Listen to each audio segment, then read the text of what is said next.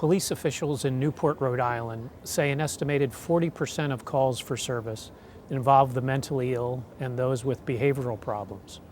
These individuals call police constantly to help them deal with their psychological problems.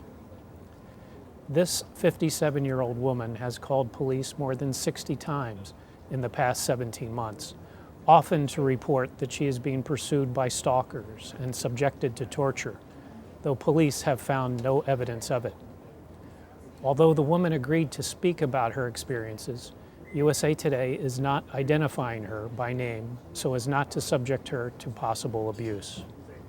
I've been psychologically and physically and financially wrecked, ripped off, tortured, blackballed, discriminated against because I don't do the things some of them people do, and I've got my life together and I'm changing my life around, and they've destroyed me. The woman said she lost her longtime boyfriend, David, more than a year ago. After his death, she began to feel more vulnerable, and her number of calls to police increased dramatically. After David died, it just seemed like abandoned, like lost, like people were mean. All of a sudden got mean on me. He was like a protector when he was like with me. You know what I mean? I have the church ministry and some friends and hotline and people that, the women's organization for abuse. Michael's a counselor up there. I was going over there. He gave me this issue through the Women's Council for Abuse Women. So if there's a perpetrator or like a real bad lady or man calling up, making false calls or stalking me, like bad and abuse way, is monitored.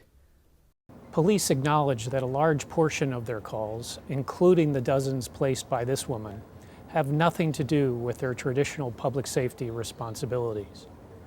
They say it's part of an ever-expanding portfolio of duties, caring for people who otherwise have no place to turn. She still calls, and they still come. I'm doing fairly well. I don't go to mental health.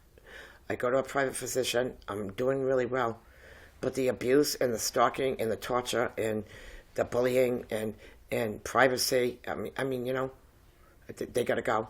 It's lonely and lost, you know.